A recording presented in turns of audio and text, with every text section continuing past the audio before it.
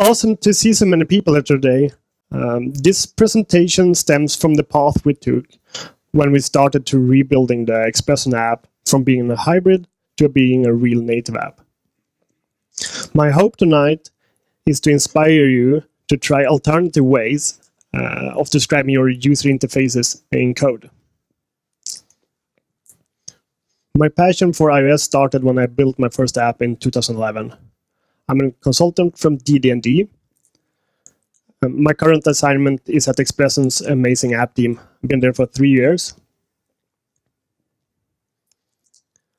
Expression has always been a hybrid app. For us, that meant content, section pages and articles was mobile web pages.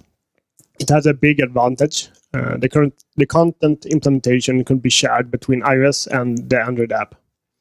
But the user experience was suffering from this. Pages were slow to load. Content was jumping around while loading. It was hard to integrate native functionality into the web content, so it was hard to get that awesome app feeling. So we decided to throw out the web content and go native. We started with the section pages. A section page is quite similar to the Facebook newsfeed in the manner that both give an overview of the latest stories. Our stories consist of teaser packages in different formats, carousels that we can slide horizontally, ads, HTML widgets, in this case a gold service, most read, and many more. We realized that we had a lot of work ahead of us, so we started to look around for solutions that could both simplify development and give the user a great experience in terms of perceived performance. It was at this point a declarative approach for building user interfaces attracted our interest. So the agenda. I will start by giving a brief explanation of declarative programming, what is declarative programming, and why it could be interesting when building user interfaces. Then I will talk about LayoutKit, which is one of the frameworks out there for building user interfaces in a declarative way. After introduction of LayoutKit, I will open up Xcode and live code, what we at Expression call the teaser package, which I showed in the previous slide. And in the end, I will give a short summary of the main points. There are a lot of frameworks out there today that say that they use a declarative style. For example, React, Texture, LayoutKit, and so on. But what do you mean by that? Let's give a brief description of declarative programming. It will be a really simplified description. We will use another programming paradigm that is the opposite to help us describe declarative programming. We have all used it, and it's called imperative programming. So let's Google for imperative and declarative programming, see what to find. The first result is this from Wikipedia, but let's focus on the last sentence. Imperative programming focuses on describing how a program operates. So to really simplify this, the imperative programming, we describe how we want the program to operate step by step. Declarative programming, and here we focus on the middle part by describing what the program must accomplish in terms of the problem domain. So with declarative programming, we want to describe what we want to accomplish instead of how we want to accomplish it. So let's use a metaphor where we resemble a user interface with a nice ham sandwich. So if we would ask a friend for a ham sandwich in the imperative programming way, we will ask our friend for a sandwich by describing how to make it step by step, like slice the bread, put on butter, put a ham on, and so on. In declarative programming, we ask our friend for a ham sandwich and leave the implementation details to our friend. It's so much easier and faster to ask for a sandwich in a declarative way. So here we have a really simple view. a small image with a static size on the left, and a label filling up the remaining space. So how much do we have to do to create this work? First, let's have a quick look how this can be implemented using Spring struts and out layout.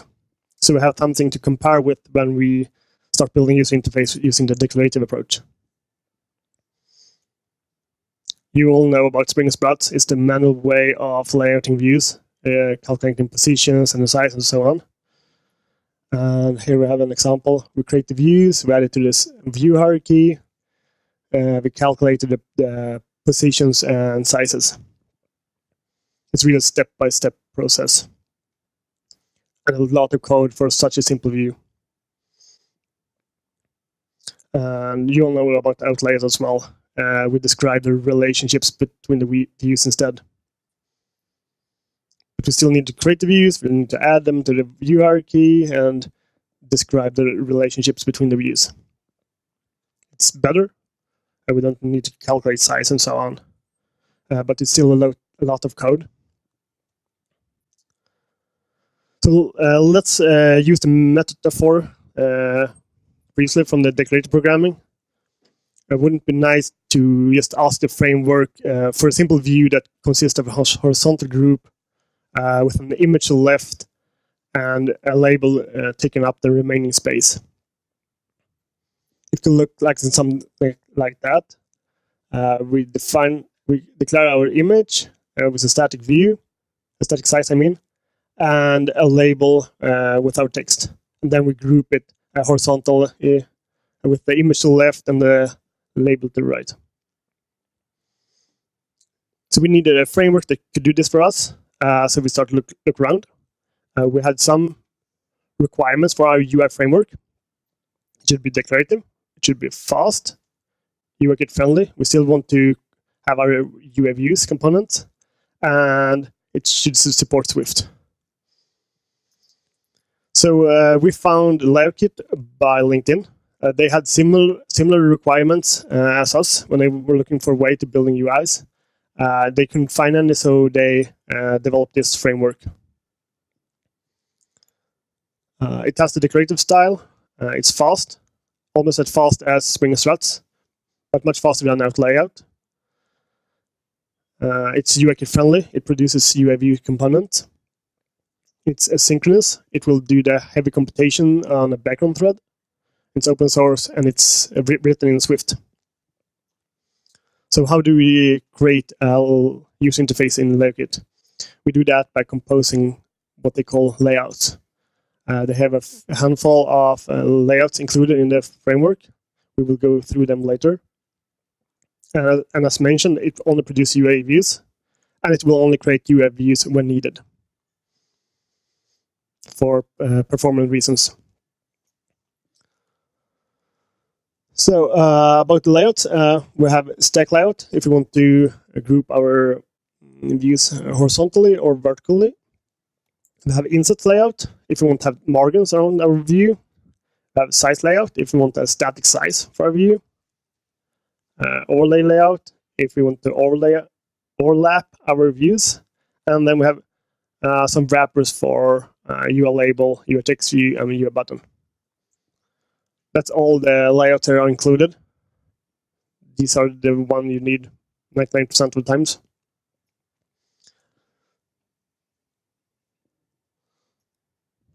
So let's open up Xcode and build a Teasers package.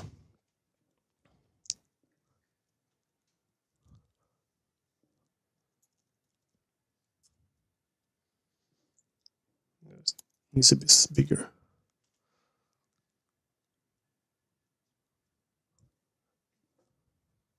Is that okay?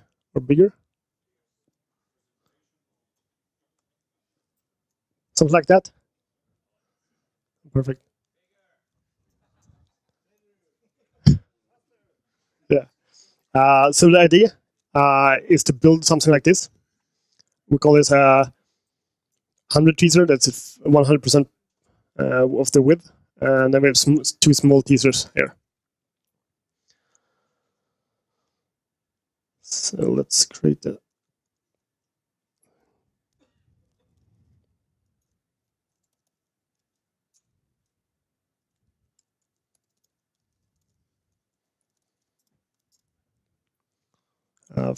so from the layout we just talked about, any suggestions what we should use in the beginning? If you look at this, the first one is the first one.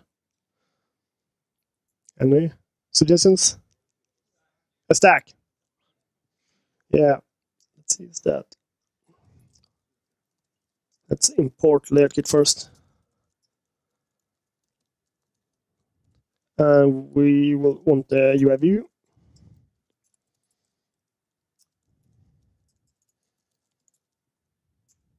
A horizontal stack or a vertical stack? Vertical. What else do we need in the top?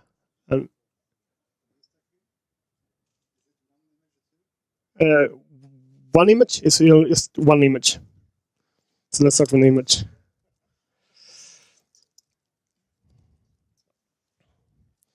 Let's create a static size first. With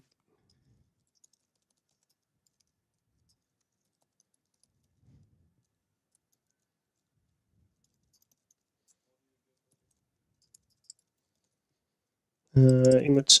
Yeah, I have created a model for this teasers. It has a headline, subtitle, and image. And then I have a factory where we have prepared the teasers. So let's use that.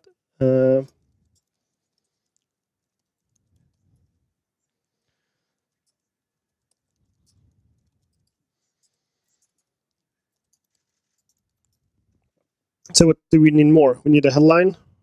You suggesting what layout we need for that? Yeah.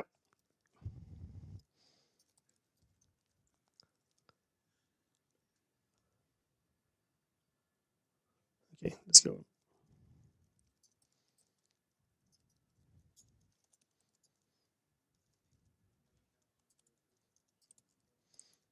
Headline.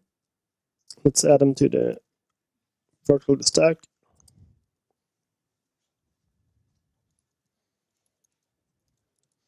So let's try this out. Since we don't have anywhere to show this yet, we will write a snapshot test for this.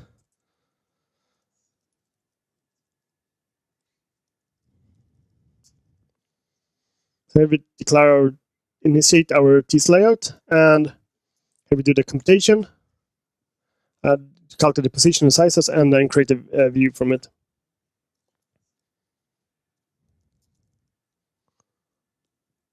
Did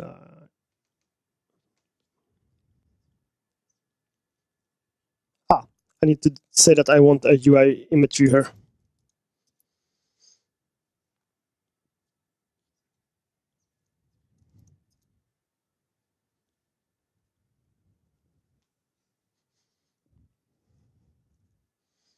Let's see if it created a snapshot for us. Yeah, there we go. So we have a start here.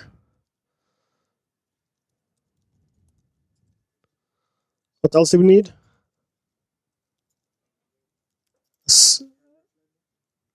Another label for the subtitle.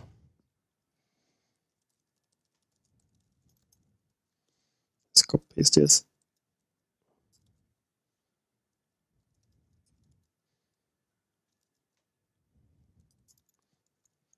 Rerun the test.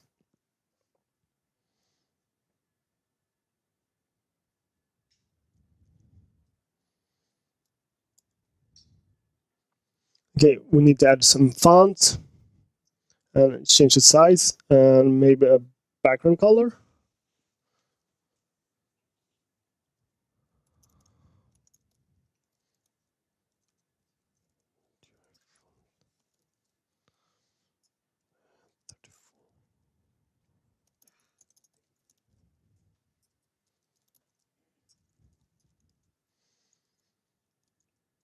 Let's create a view for this stack.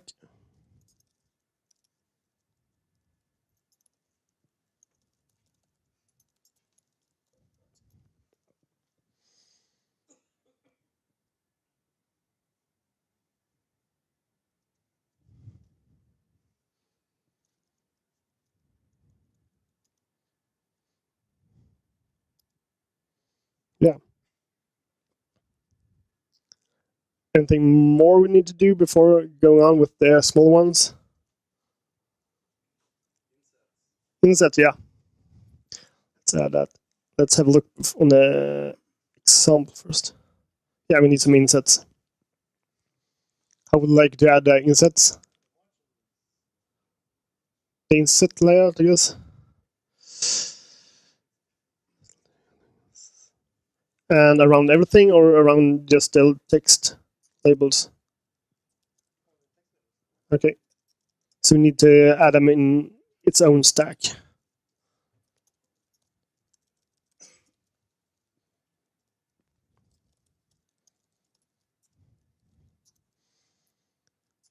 And it should also be vertical. We should add the labels here.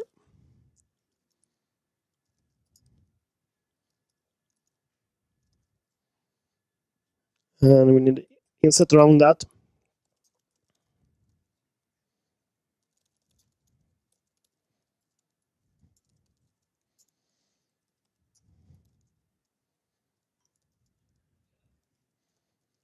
Insets.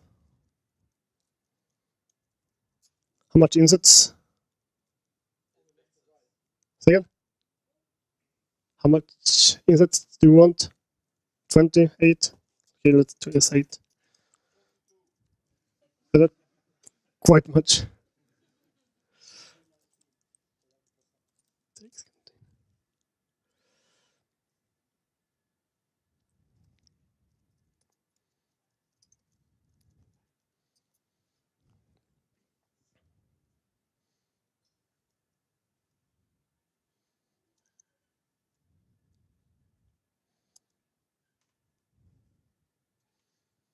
Okay, see the.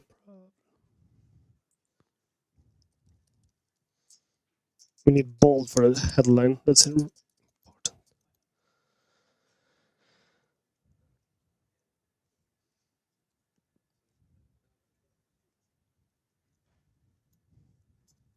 Okay. Let's have a look at the example again.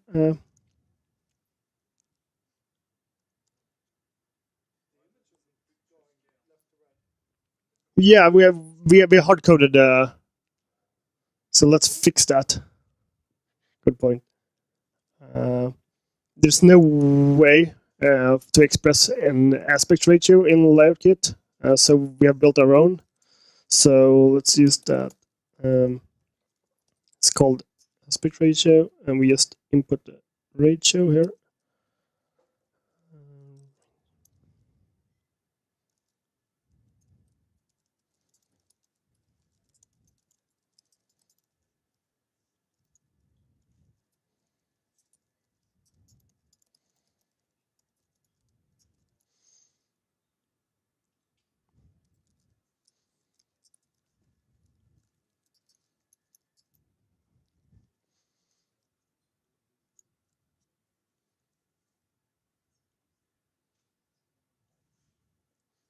Aspect ratio.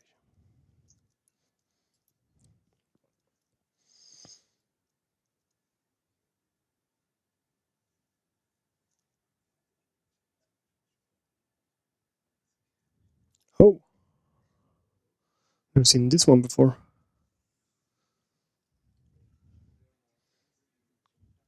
Let's try again.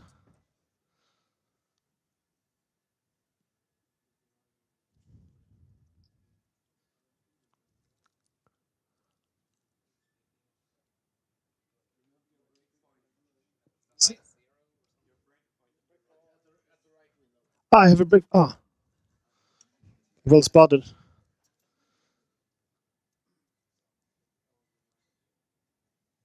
Perfect.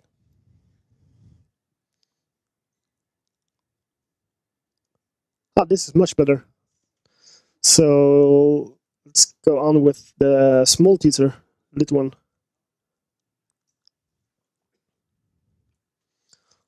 Let's create a new layout for that.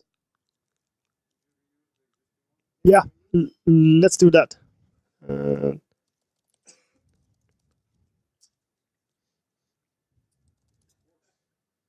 We will reuse it.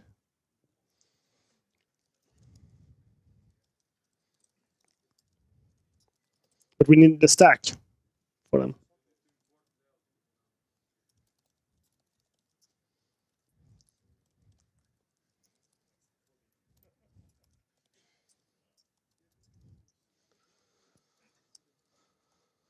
So let's take our teasers in as an argument to initializer.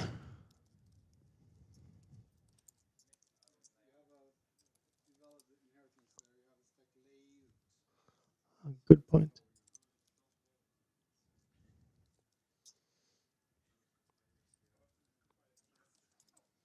And this one should be horizontal.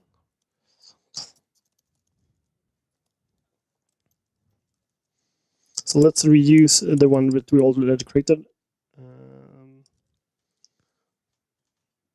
Teasers.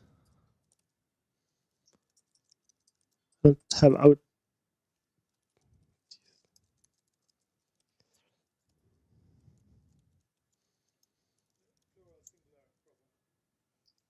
Again? Ah, nice. Much better. This will be teaser, and we should return a layout.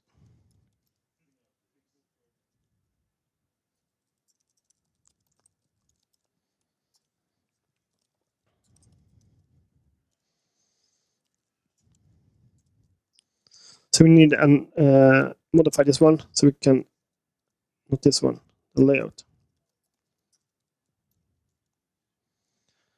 To take a teaser as an argument to the initializer.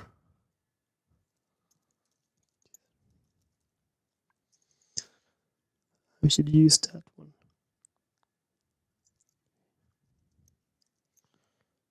Here.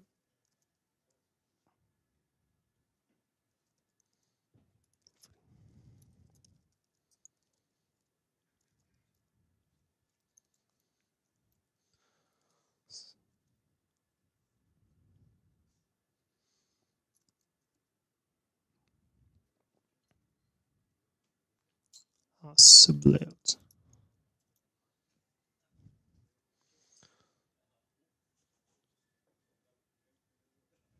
Yeah, we need to.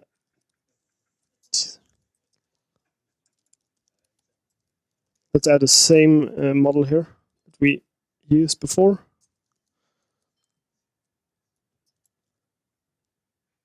And let's create a test for this one as well, so we can see how it looks.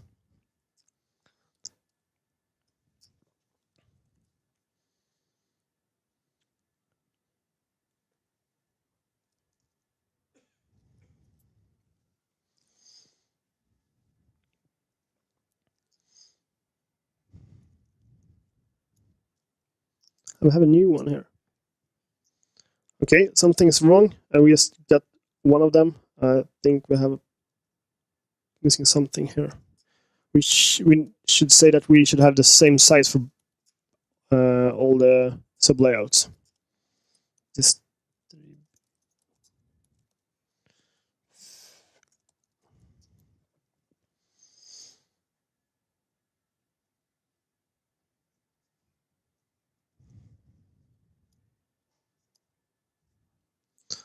so we just need to modify the fonts and add some margins, and then that's it.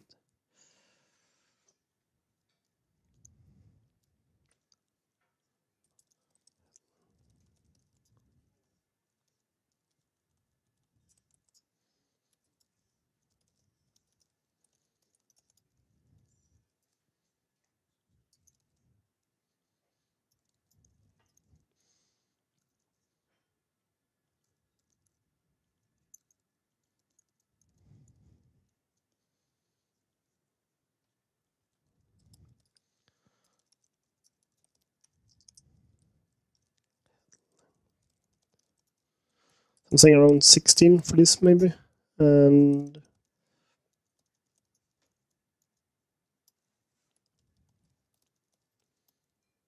let's rerun the test.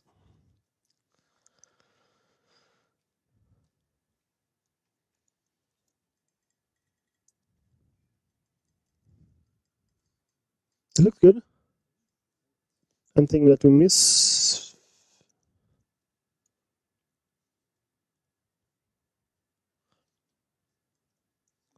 Some margins maybe around everything.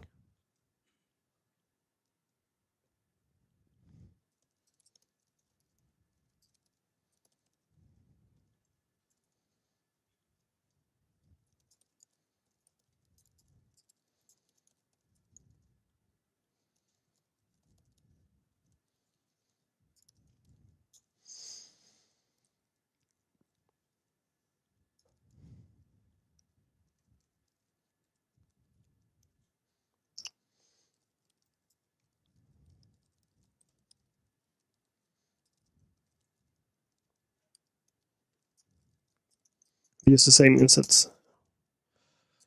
And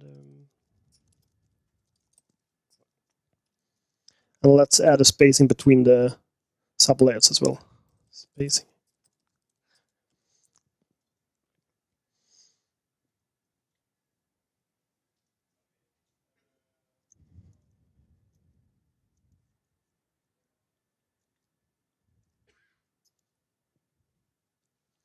That looks quite similar to the image we had.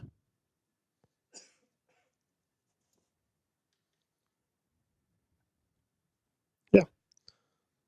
So let's add that to a view controller with a collection view.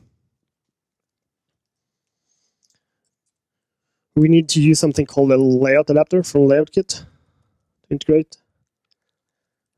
Just adapter.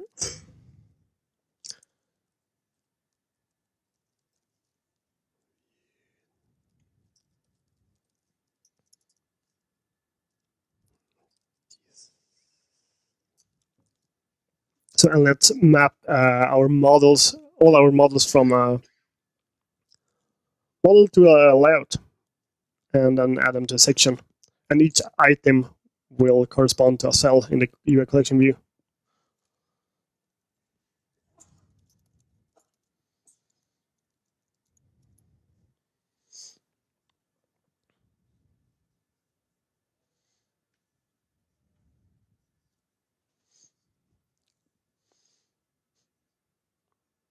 And there we go. Just miss some white background for the small teasers. That's okay. So there's just one thing that we miss to get the correct newspaper feeling, and that's the vignette, the extra we have everywhere. So let's add that.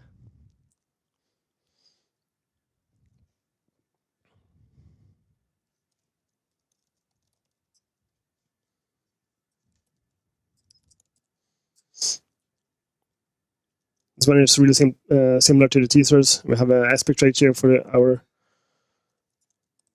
image and have some insets for it.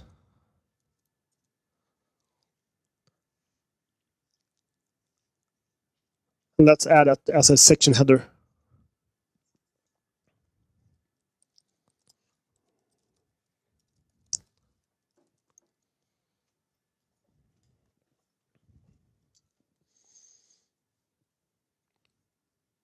Yeah, there we go.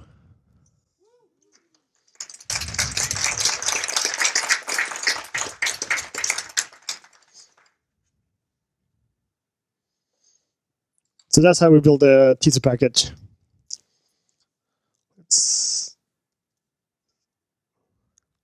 We talked about declarative programming. We describe what we want to accomplish instead of how we want to accomplish it. It makes it easier and quicker to achieve what we want. LayoutKit is a framework that uses declarative style for describing layout, and it's almost as fast as Spring and Struts and much faster than Auto Layout. And it's all written in Swift. And this is the main reason why we chose LayoutKit. I encourage you all to try it out, especially since it produces just normal UI views that we are all used to. We have used it in production for several months. Do we have time for questions? Questions? What are the downsides of LayoutKit? One of the big limitations we've seen is it's kind of hard to resize components that we already lay out. So just resize the cell is quite hard in LayoutKit. We have done it, but it's a lot of work.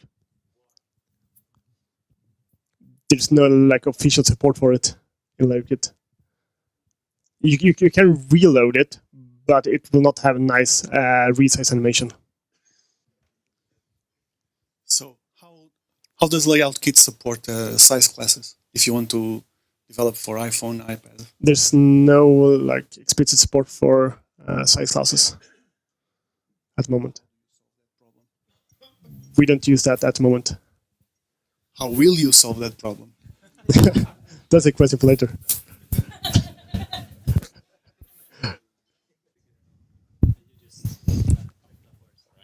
All right. So why didn't you go with React Native? Because it has a larger community. Was it the legal risks of React Native, or was it technical limitations? I don't think it was about technical limitations, but we all wanted to use Swift. I think that is one of the main reasons. All right. Well, I guess if anybody has more questions or want to pitch into the discussion, you can talk to Andrea in just a few minutes, actually. So thank you very much.